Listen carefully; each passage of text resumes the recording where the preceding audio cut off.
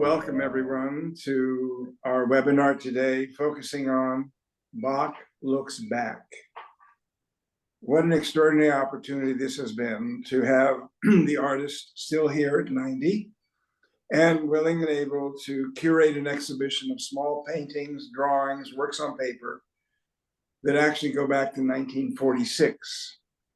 So from ages 13 to 90, we have the span of 77 years of creation. The show opened about 8 days ago, and the number of people visiting, the number of gatherings in the context of the show, and the historical background for this show seems to parallel our last exhibition as well, which was opened just as the Ukraine war began. This time we find ourselves in the Middle East and war there again. Somehow the universe that we now live in is conditioned by war and destruction, as well as what we hope would be love, kindness, respect, and peace. The art provides us with that vehicle, it seems to me, to be able to both look at the works and then engage with it. One of the things that has become most apparent in these past couple of weeks, and having been involved with Jeremy Eichler's new book, Time's Echo, is that memory can be preserved and excited and initiated by music or art, but it also needs a partner in terms of who that individual is in engaging with the art or the music. So we're really blessed to have Sam, Mara, Rusty, Caroline with us today to be able to explore with Sam the images, and we can look at the first one that is the title of the event itself. Rarely, I think, are there artist-curated collections that span such an extraordinary amount of time and works of quality no matter where. The other note I would make before we begin the discussion is that about 3 months ago, a biography of Sam called The Art and Life of Samuel Bach by Uta Ben Yosef was published. And the intention of that biography was to position Sam's life in the context of the art that was being created where he was living. So whether it was Israel, Paris, Rome, the United States, each of the places that he has traveled, and up until 35 years ago, he'd already lived in 16 different places, certainly is a rich opportunity to follow his journey, but also, it seems to me, to follow the journey of Western civilization during these years. So we'll begin with Bak Looks Back, and Sam, we can talk about this painting now briefly, and then we will end with it as well. So if you would just introduce it to us and hope. Well, hope and a life that still goes on, is still alive, instead of Naturmort, dead nature. There is something so loaded between those two words that I don't know where to begin from. I remember when I was just after the war in Vilna, and I must have been 10, and I was putting up some objects to paint. And then my little cousin, she was 5, she was coming and asking me, is this a natura morta, or is it something that I could eat? And I think that somehow I was blessed to be able to put food on my table, painting still lifes and still lifes and still lifes and other things. I'm delighted that you were. I think we should turn the page of time back to 1947 and the first of the pieces we're going to speak about. Mara, would you reflect on this piece for us? Well, it's, to me, it's sort of forward looking and backward looking at the same time. It's sort of moving to the future through this wet landscape. But is it moving to the future because somebody's bringing a load of goods to market, or is it somebody who is leaving home, has been forced out of home by either war or by famine or some other, some of the reasons why people have to leave home. Of course, 1947, you're at the end of the war at this time, and there's tremendous displacement across the continent, and tremendous movement of people, hopefully to brighter futures, given what the 10 years prior to this had been in the continent. So, I find it a very hopeful piece, even though the colors are wet and damp, and it's a darker day. It's certainly not storm, but a darker day. Sam, do you have any memories of this time in your life? Well, I don't really remember what pushed me to do that. I mean, roads that were just mud was something very, very familiar. I think that I painted this specific thing somehow when my mother was telling me about my great-grandfather, who died just a few days before I was born, and I was then given his name, Shmuel, and he was bringing things to the market, as Mara has pointed out.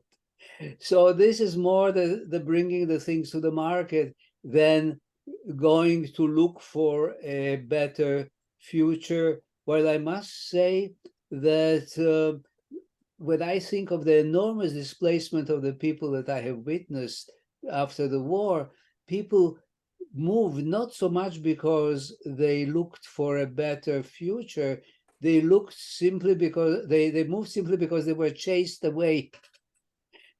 So people moved a lot because they had no choice, and the no choice was also nourishing very much the hope that was helping people to get over the idea that they have no choice. These are very complex things. They're difficult to understand and difficult to describe. Rusty, do you have thoughts about this particular piece? I think a couple of things. One is this is done when Sam was 13, 14 years old. And you look at the limited materials he had to work with. This is watercolor on cardboard. And if you look at much of the work that Sam produced during this time, that's all he had. That was all that was available to him.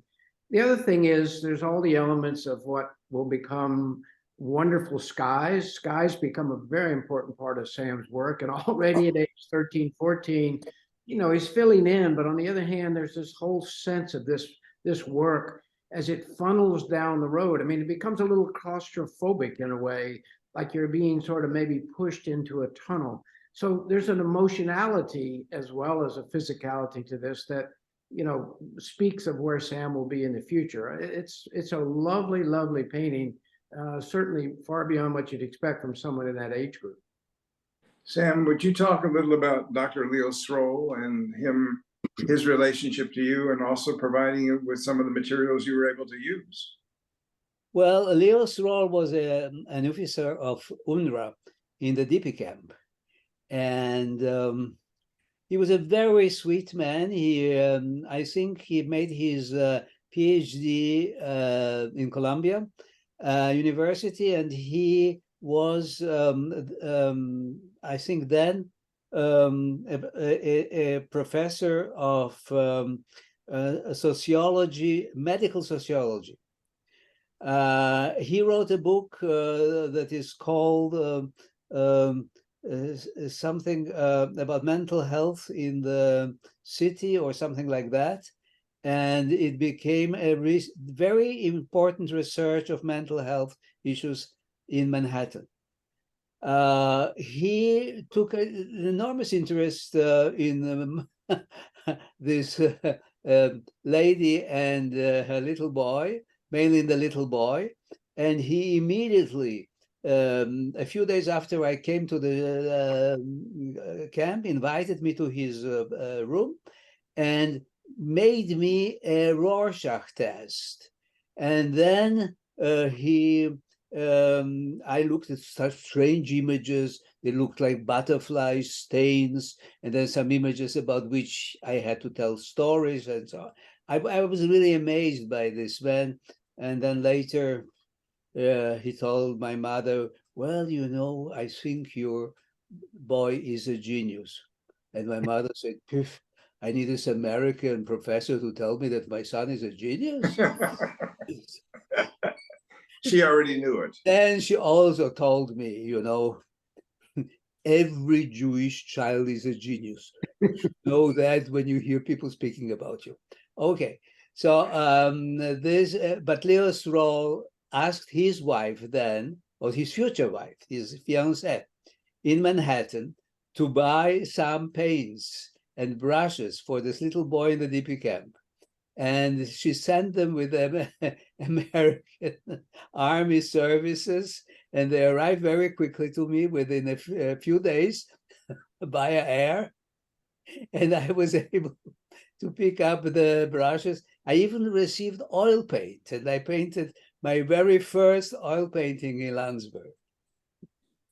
Leo Stroll was an extraordinary man, and we were in touch for years and years until I had to say to him goodbye when he was already practically on his deathbed. But he played an important role for you as a nurturing figure again. It seemed to me, both in terms of supplying you with materials, but also an emotional presence that was very absolutely, absolutely. Leo Stroll was a lovely, lovely man, and I saw in him a kind of a personal sustain of the American Army. Wonderful. Let's move on to the next one. Partially what we're going to be doing is going to different countries, places, and times.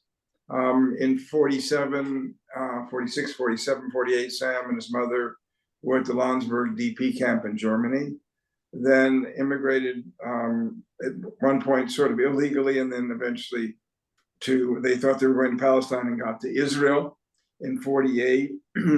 One of the rather remarkable happenings was years ago when Sam was visiting us in Boston, and we had as a guest Lova Eliav, who at that time was doing a year at Harvard in order to get away from the politics, I think, of the Histadrut in Israel.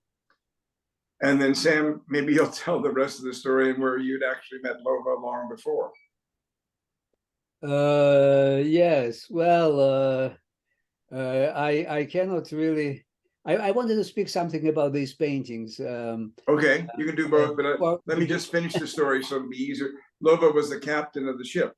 Yeah, right. Of the Pan York. What was of the Pan York, which brought us to Israel. But I was among the 3,000 people that were packed into this banana carrier, a Cuban banana carrier. He had 2 floors with 2 rows of kind of superposed beds. Above me was a lady with a baby. The baby was peeing every time that I was under the baby's place. So I had to go out and dry myself outside. I must say, these were not the most pleasant 2 weeks of my life, the trip to Israel. But they were kind of an interesting prophecy of the years in my life that will come later. In relationship, what my memories of Israel are, and they're extremely complex. But I would like to speak about these 2 paintings because these were created in Paris when I arrived there at age 23, after the Suez War, at a time that I was becoming more and more convinced that this is the natural state of man, is being in a war-like situation. And I made a group of gouaches then, of course, that very much express the air of that time, of the abstraction that was a kind of a must. It was in a time in which not so much the professors at the school, at the Beaux-Arts where I was, because of course the teaching of the Beaux-Arts was a little more traditional than that. I would say that in the mid-50s, the level of what was kosher in terms of art at the school was very much related to the Art Deco period. I then felt that by using gouache and painting it not with a brush, but with a knife, it gives me this possibility of express a certain, I would say, vitality, and also aggressivity and power, which were not in my nature. So, which I try to rebuild in myself. So I created a kind of warlike totems.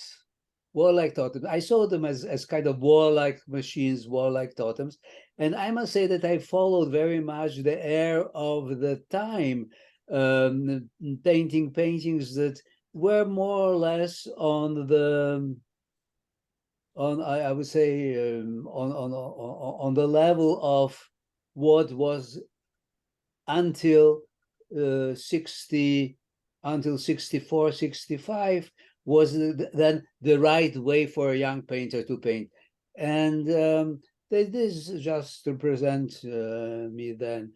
And then I turned somehow back, and I don't know, maybe because I tried very much to provoke people, to provoke the art critics of my time. That took me very seriously. And after the two exhibitions that I had in the Jerusalem Museum and the Tel Aviv Museum of Abstractions, I kind of turned around and found another language of telling my stories, which is what you all must much better know.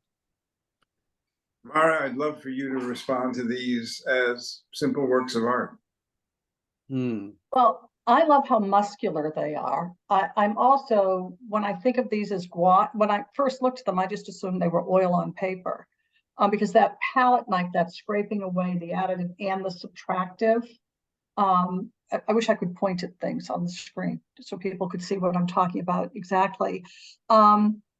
It's quite an accomplishment to have rendered these this way in essentially a watercolor. I don't think I've ever seen anyone handle gouache quite like this, which is, I know this was the work of the young professional artists in the zeitgeist of what young professional artists were supposed to make in the late 50s, going into the 60s, the building on modernism, modern abstraction. But there is I don't know, there's a touch that's so deft in this that I just almost can't believe that it's gouache that you're working on, which is very exciting to me. I also love the interplay of colors, the blue palette for the unhappy prints, the sad prints, and then this more exuberant yellow-orange based colors for the happy prints. But what really I respond to most is the muscularity of the mark making. And Rusty, thoughts?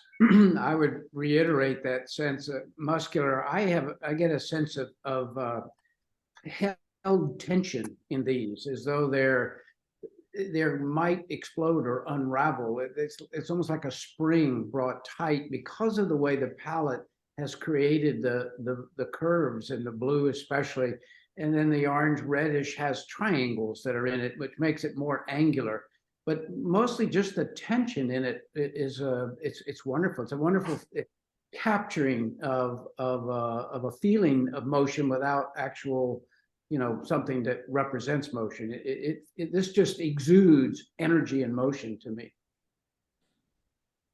Sam, seems like you should have continued that way too. It's lovely. I This would still be- can. I mean, I can do today whatever I have done in the past. I think. No, not everything, but we won't go into that field. For sure not. Let's take a peek at the next one, please. So Yes, this is quite an extraordinary piece, and there's a kind of emergence of form in this particular piece that informs many, many, many of the buildings and houses and buildings that have become part of your visual vocabulary. right. The depleted thing, the depleted side of things.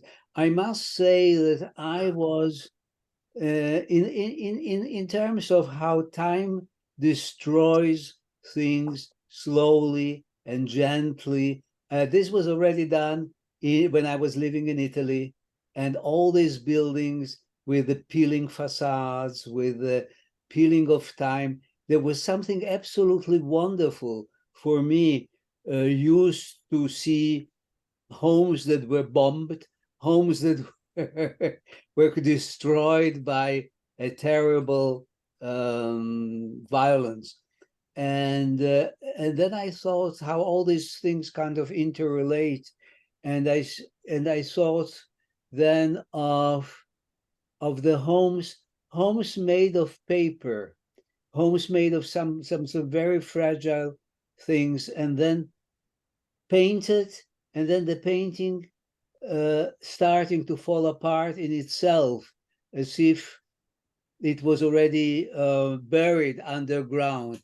It is maybe because I was living in an area where we had very near our home Etruscan tombs and Etruscan. There was a museum in Toscana of Etruscan art, and they took out some frescoes from the tombs, put them in the museum, and these frescoes, little by little, because they were vegetal colors, started to fade away and fall apart in the museum, simply because light and oxygen got to them. So all these things somehow intermixed with my doings. And there is a painting that will come later, which is much more related to the house made out of paper, because these were really the Jewish houses of millions of people. They had no ground, and they were made because the existence of the people were an existence of the people related to books. So the paper and the what contained the people was a kind of a culture and a tradition made on paper.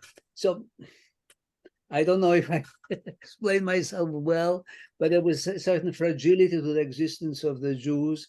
And I was thinking of my great-grandfathers going from village to village and selling his stuff, and this fragility of the people. And he was lucky he was not murdered in the Kishinev pogrom, and he was able to die in 1933.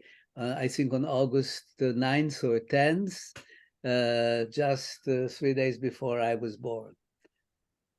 The notion of fragility certainly comes through in even the old village, as you call it, which is a sense not necessarily of decay, but of the passage of time and what time exacts of structures and of people over time. There is a sense of diminishment that comes with it. And so there's a kind of pall of that loss, if you will, in this piece.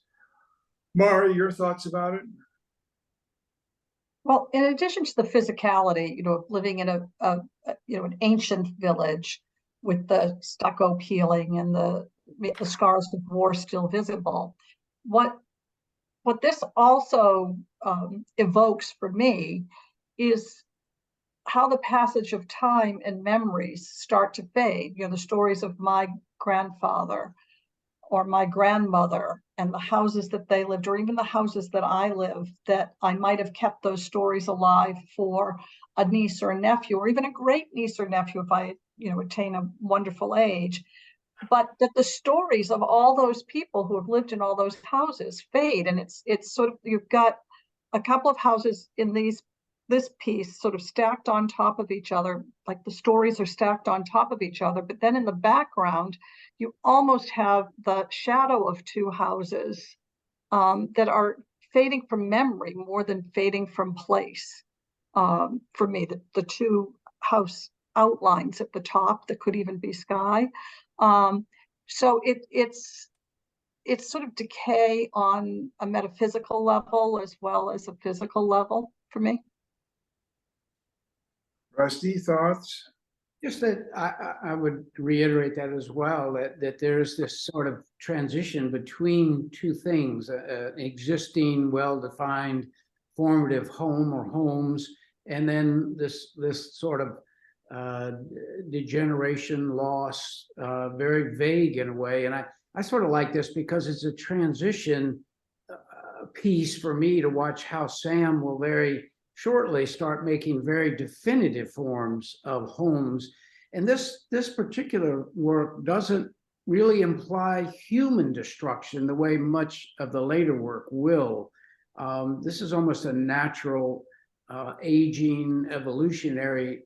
It allows you to have that space to sort of look at this as something like that because of the softness, the vagueness of it. And we'll see the next slide is much more defined. But I like this as sort of Sam's transition back into something much more apparent that will come forward in the years to come. Absolutely.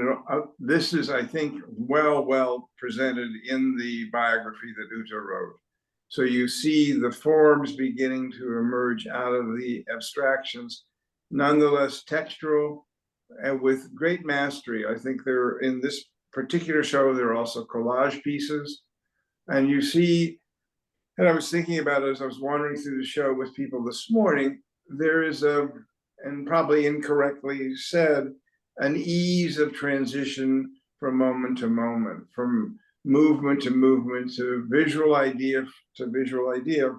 And it all seems, wrong word probably in retrospect, right. It's happened when it was supposed to happen in the context of Sam's own journey. The next piece has already been hinted at a number of times. So Sam, if you'd like to speak about it. Well, it's one of these houses from the former paintings that traveled into this one. And as I said before, the house of paper and the Hebrew letters, which are written Shema, Israel Adonai Eloheinu Adonai Echad, Shema, the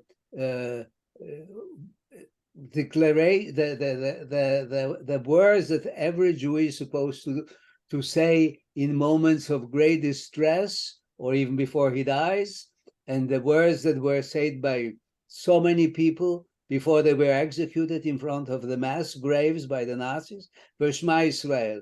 So Shema, which means hear, O Israel, hear, is a kind of a call to mankind. Hear, listen to the bombardments today in Gaza. Listen and do something about it. Is war the true and real nature of our existence on this planet, or is there another possibility? So there is something about this Shema that has always been asking me. And when I return to this kind of provocative, semi-realistic or sometimes realistically looking paintings, it was because they simply were for me a container, a wonderful vehicle to say what I wanted to say and go beyond all that which seemed to be right or wrong in the chronology of a kind of accepted movement of art into modernism, I mean, or into being contemporary. Modernism doesn't mean anything, but contemporary means something of its time. I somehow took out myself from my time. I tried to look a little through a certain perspective, maybe a slightly ironical one, at the world, at what is happening. I tried maybe before my time to be a drone and hover over all kinds of things that man makes. I don't know. It's very difficult to define these things because you know, memory is a very treacherous thing. Memory adapts itself, creates itself in the moment in which we speak about it. It's not, we don't download it. So when I speak about my paintings, what I try to do then, I'm not even sure, did I try then to do that? Or am I seeing it today like that? So I am the artist who created all these things, but I'm not so sure of being that artist of that moment in which I created this thing. I'm just trying to be honest with you. No, and I think it's very helpful because, as I said at the outset, it is what people bring to what you have offered. So it changes based upon who is experiencing it and what experiences they do bring to it. So I wanted to hear from Rusty and from Mara about this piece, and then to add a small personal story. I love, this is the first nice, strong sense of irony that we'll see through most all of the rest of Sam's work, frankly. But the idea of this paper house, or whatever this house is constructed of, it's got a tear in it, it's got wrinkles in it, it's just barely there. It has this sort of thing coming out of its roof. It's a ghost or whatever it might be. And yet it has the foundation of Judaism written across it.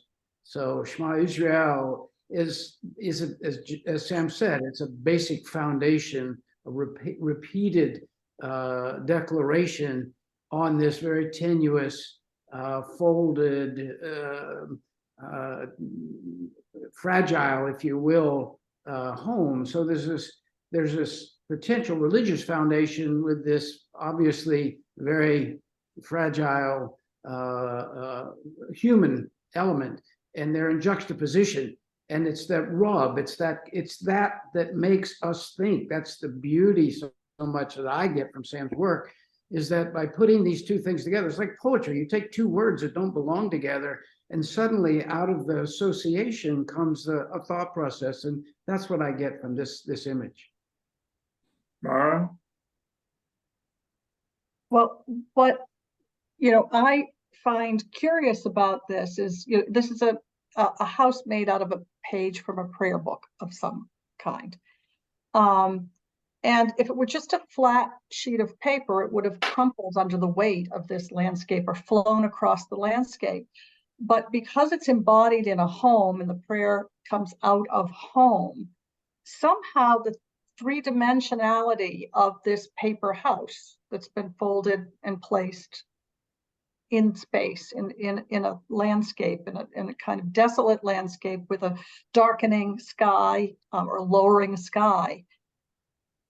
The fact that that prayer takes place in a house has somehow given it strength for me. Wow. So I love the notion that this is a page from a prayer book. I also love the notion that you were able to see that in the piece.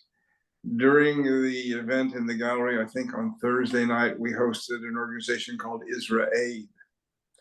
And it's an initiative that's 21 years old that basically, sadly, in certain ways, uses all the technology of response to disaster to help people around the world. And Israel Aid has been in 62 countries.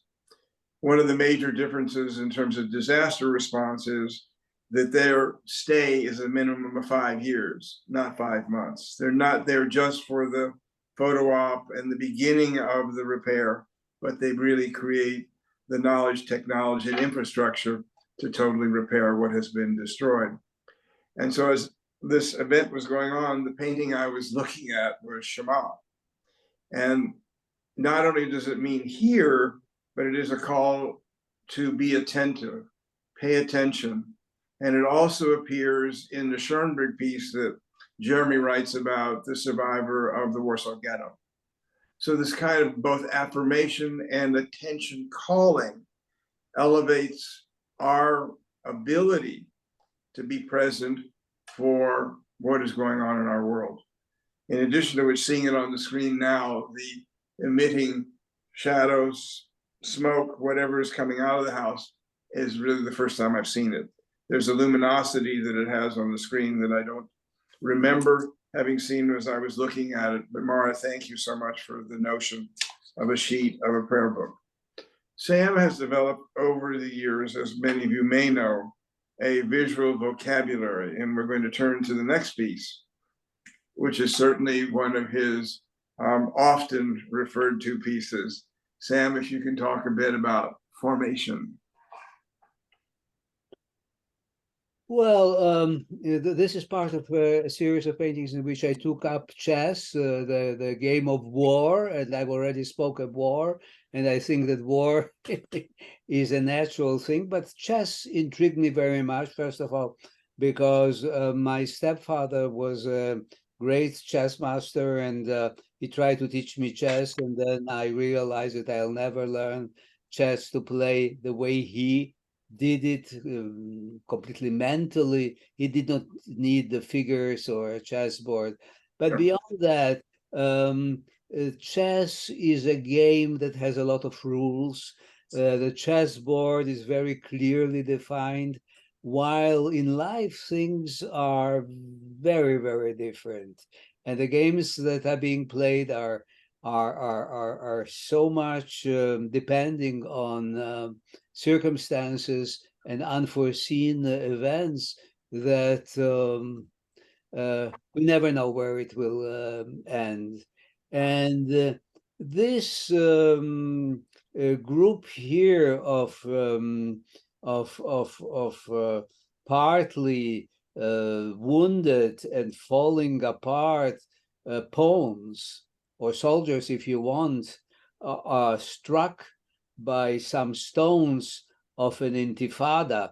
I don't know if I painted it before the intifada started in Israel, the stone throwing, or after, but what I know now when I look at it, at this painting, I realize that I thought that the intifada was a sign that something much worse will happen. And I think that no one then in Israel, when stones were being thrown, my daughter, who was serving in the army, told me, "Oh, Daddy, I every time that I take the bus from my station," she was in Hebron, stationed in Hebron, "I'm so scared because there are all these boys who throw stones at us." And this was just a shema of those people saying, "Oh, hear us, hear the banging of our stones, because we are in a terrible situation. And who knows what may come from all that."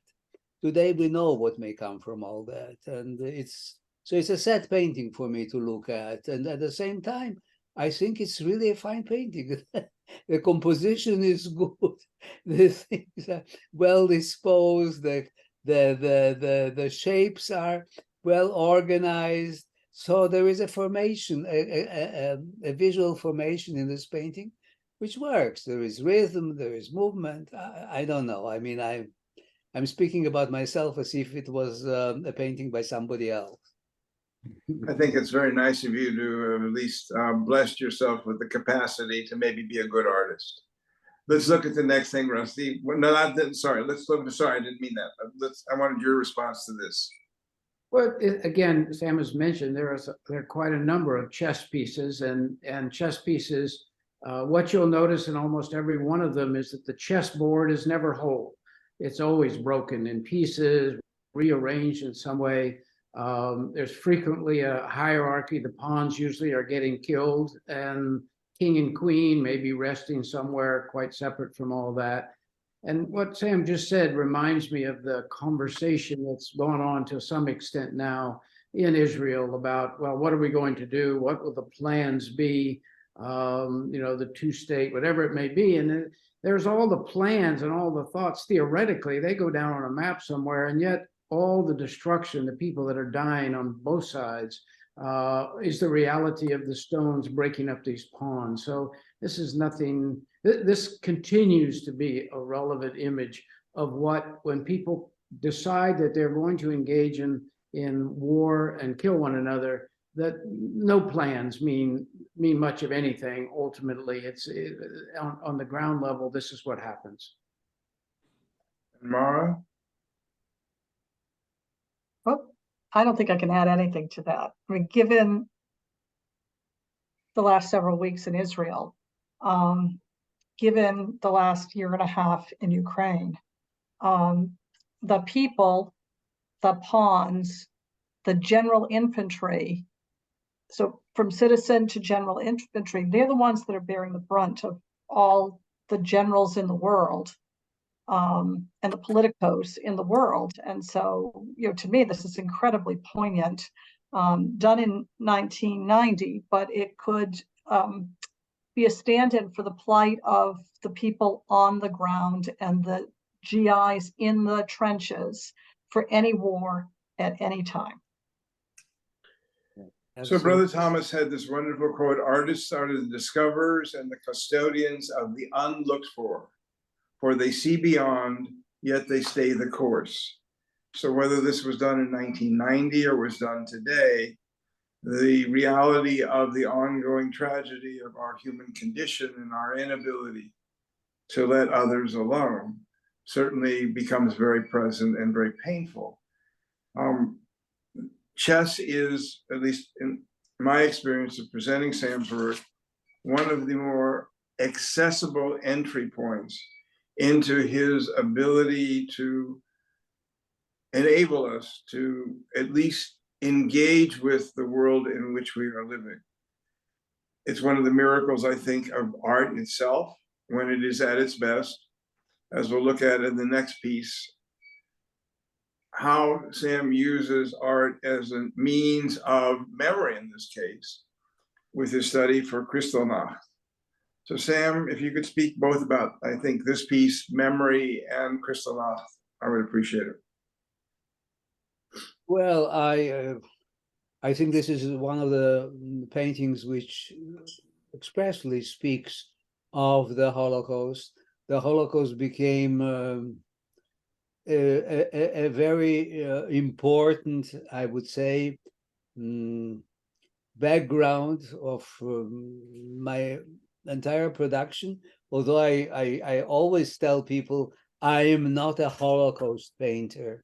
I think nevertheless that the Holocaust is the most incredible laboratory of human behavior, something that tells us of what man is capable of, the best or the worst. I always remember also the very positive things that I've learned from it. I learned what people can do with a sense of courage, with a sense of altruism for other people in times of war. It's absolutely unbelievable. I owe my life to people who jeopardized theirs to save me. So all these bits and pieces of the Kristallnacht, a few shreds of glass enter these paintings, the Shabbat candles or memorial candles, whatever, the little remnant of the yellow star. All these are components of what I am doing in my paintings, which means remember. But I very much try also to go beyond that specific tragedy, most incredible tragedy of human history that happened to the Jewish people. And I very much hope that my paintings carry in them something of our humanity, not specifically the Jewish tragedy as it is expressed in this one. Mara? I'm just curious whether these colors have some significance in the Jewish faith that I don't know. Anyone answer that for me? Because they have a very specific sort of cultural reference for someone like me. But I'm from a, you know, I'm from Well, the, it's I would say my paintings are very colorful. On the whole, I would say, if I can say it is colorful, and it's interesting. And I was very conscious of historical knowledge. Jews in very many societies were not allowed to wear colorful dress. They were mostly condemned to black. And if you have today the kind of almost grotesque, in my eyes, vision of the very religious Jew, he is in black and he will wear a white prayer shawl on him. The Hasidim, the dress of the, I would say, the Hungarian nobility of the 18th century became today the national dress of the religious Jews. And so my colorful explosion in these paintings comes from, I think, two sources. One is color, which did not exist very much in the Jewish tradition, and the way of trying to bring an inspiration of almost children books, I would say, optimism into paintings which are anchored in tragedy. So the tension between the two. In this, Rusty, some thoughts, and I just want to point out a couple of things. I just think it's one of the nicest paintings, the most complete, beautiful paintings in this exhibition. I love it. It's one of my very favorites. And Sam's already pointed out, you have a yellow star, you've got some broken glass, you have Shabbat candles, one of which is a representation, one of which seems to be real.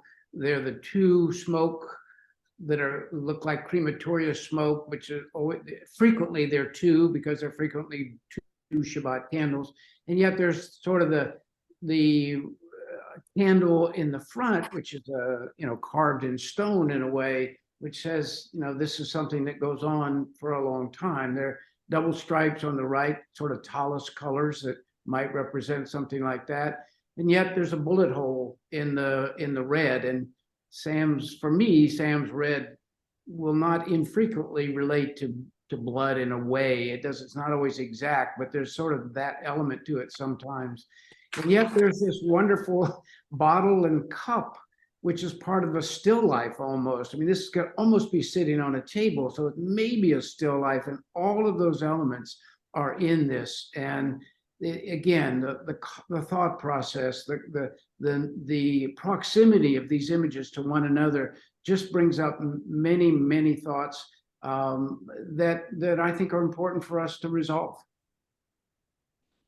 I think you said it all. I love the notion on the far right-hand side, as you're looking at it, of the stripes of the either prisoner's garment or of the talus, and the same flow and movement of those stripes. And the wrinkle in the fabric is paralleled by the chimneys and the smoke. So it's totally contextualized, and I think the painting maximum is 16 by 12 inches. But it feels like, as Sam said, a study for Kristallnacht.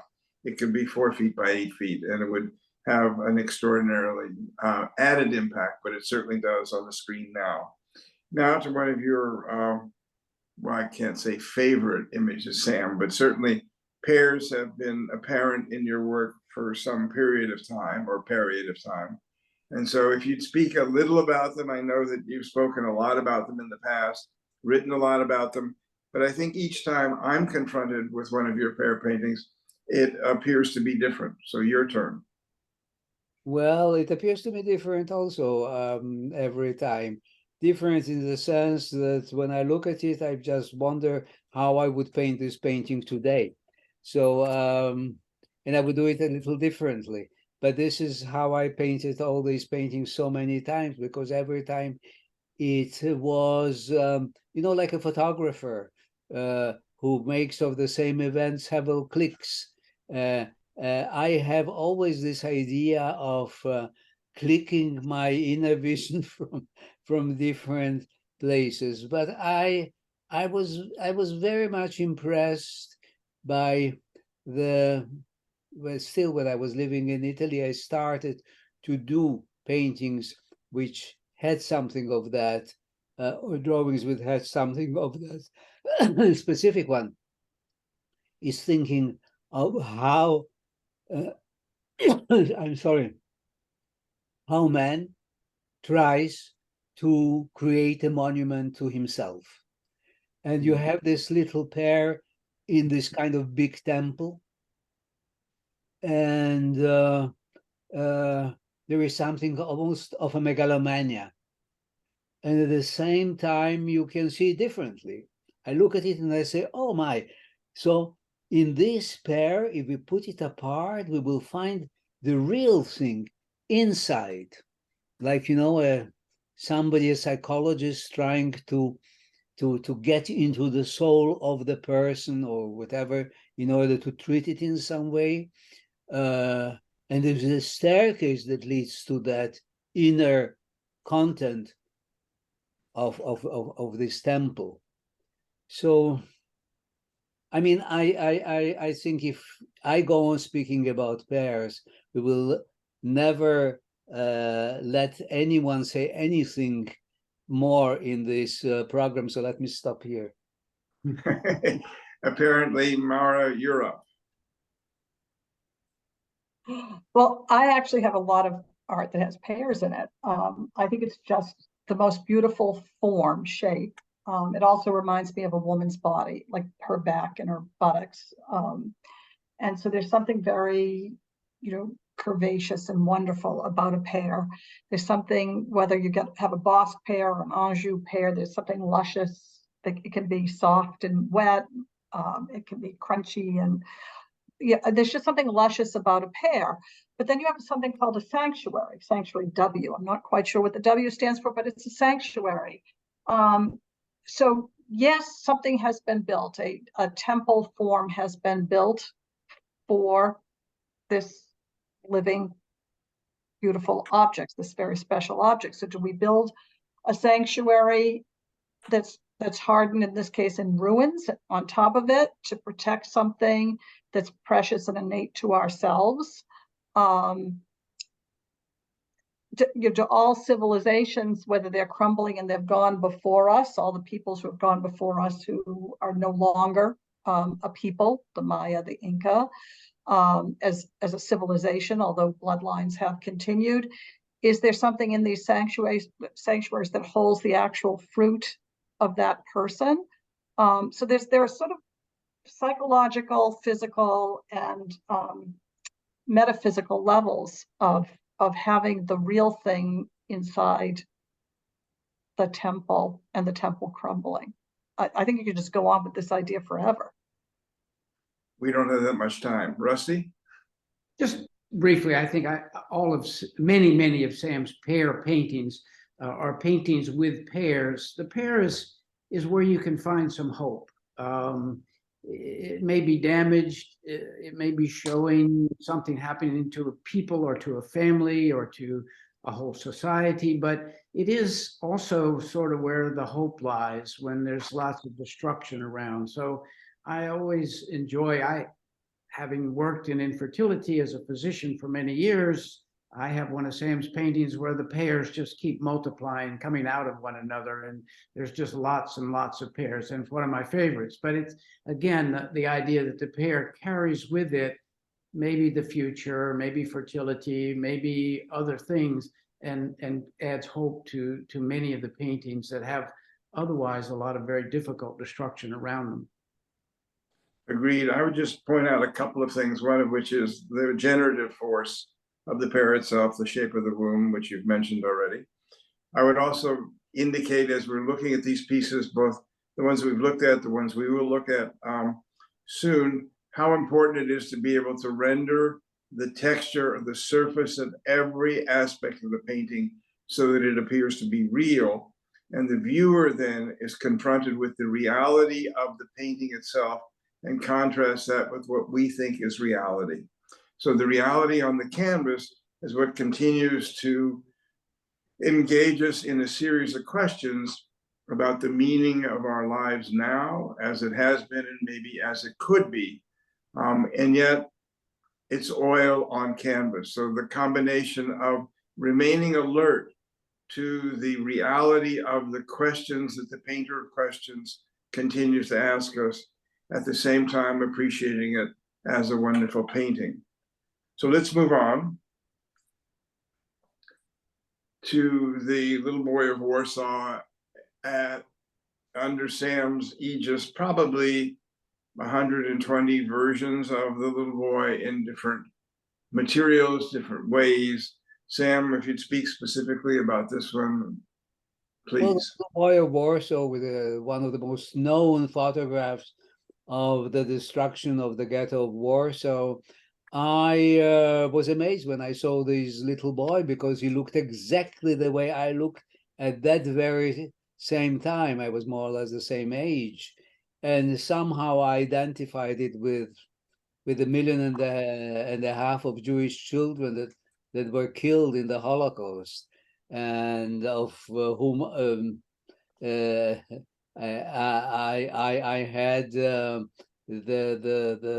fantastic luck to be a survivor, and I have kind of put this boy, the memory of that boy, who was for me also the kind of Jewish crucifixion.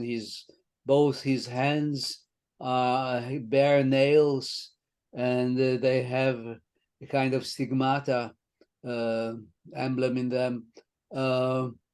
I painted also the total anonymity of this boy in the face, which he does not have here in this specific painting. And I was also thinking certainly of how with time things are being forgotten, things fall apart. In the memory, will the memory of all these children survive? Will they be remembered? I'm not so sure. So, I mean, I cannot go on talking about it anymore. Let me give you the possibility of saying what you think about it. All right.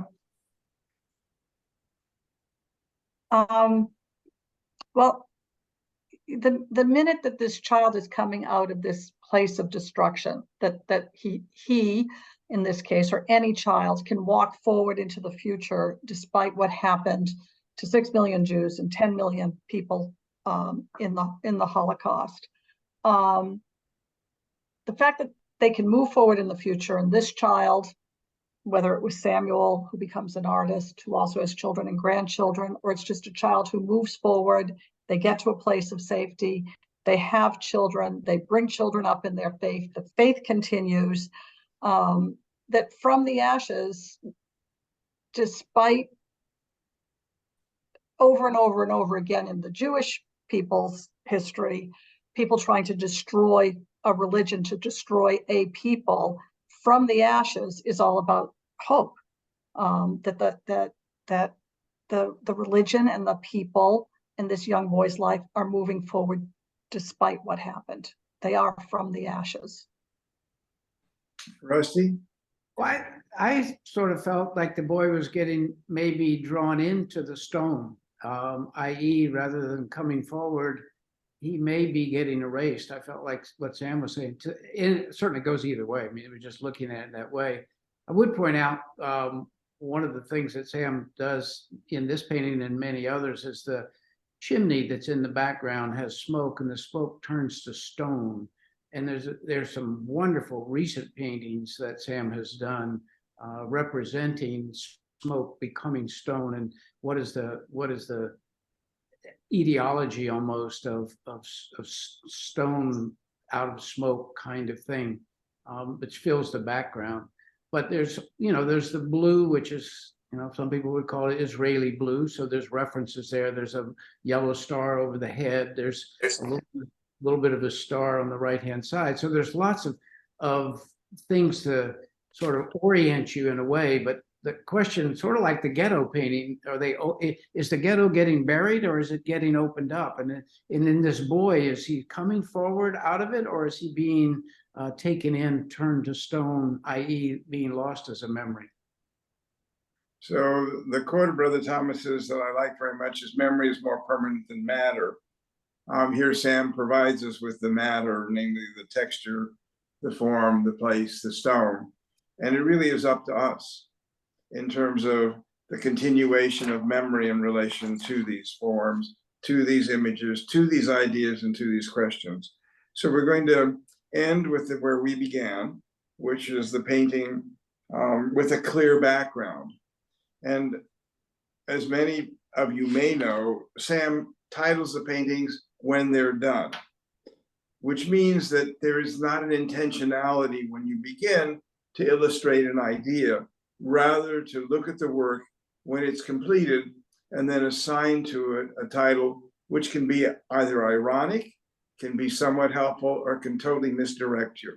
So with this last image, Sam, if you chat with us just a bit more, I would love it. I can say that this painting was inspired by one of the beholders of my paintings. He asked me once, "Mr. Bak, is there any hope in your paintings?"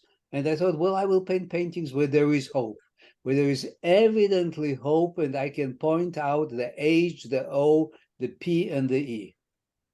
And then little by little, this kind of personal joke became for me an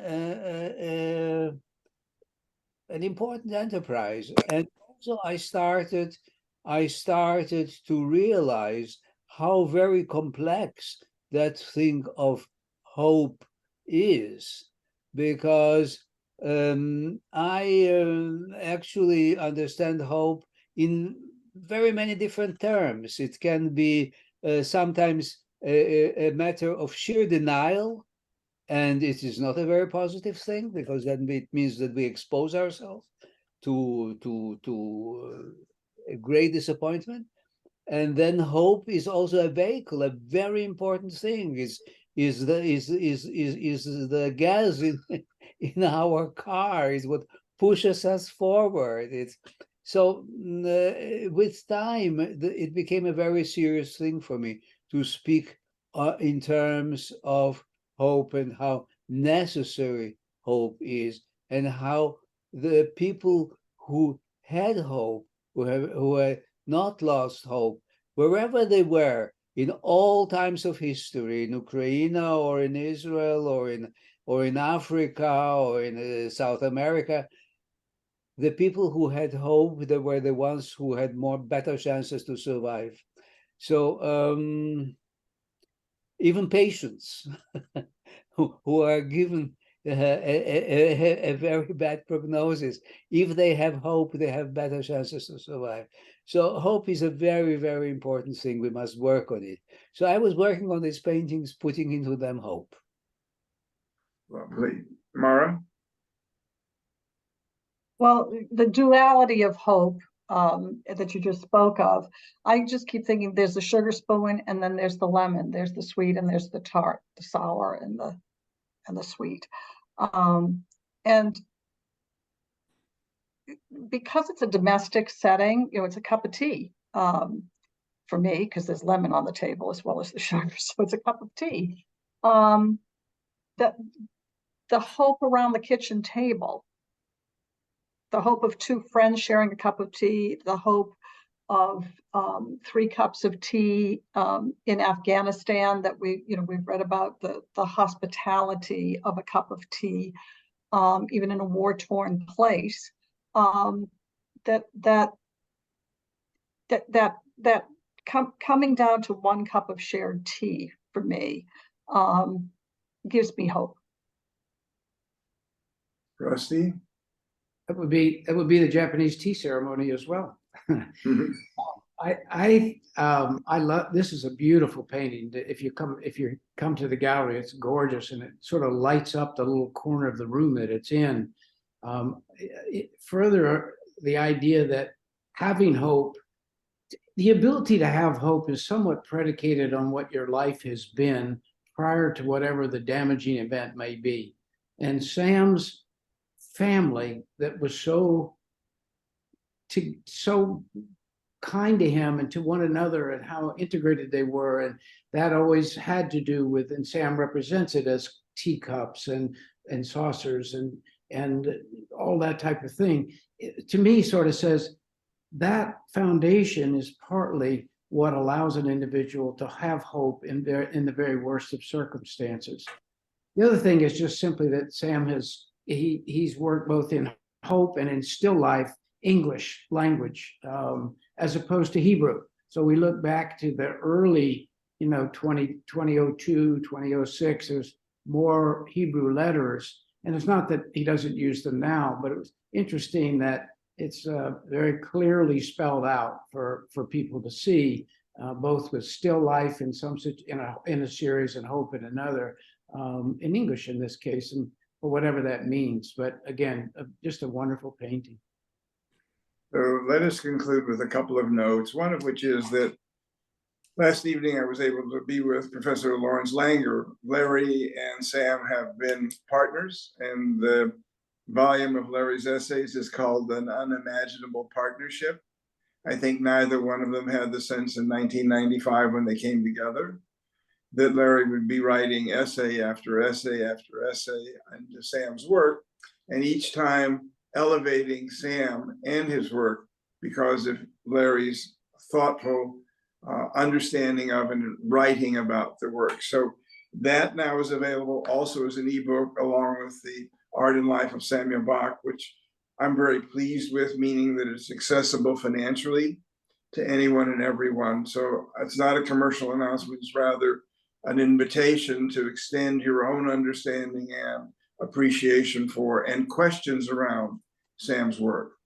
And I just want to thank all of you, Caroline as well. My thanks to all of you, to Mara, Russ, Bernie.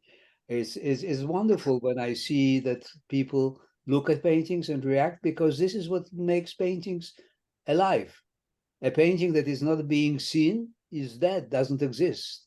So I work and work and work, but what I do, it needs eyes of some other people. Otherwise, it was it was of no importance. We're glad you do. Thank you, Sam. But Brother Thomas wrote, the art is not complete until it's shared with others. And that's exactly what you're saying. And I'm grateful for these webinars, because we are not only able to create this conversation, but now to record it and make it available for others going forward. Mara, Rusty, Sam, Caroline, thank you all very much. Thanks for listening.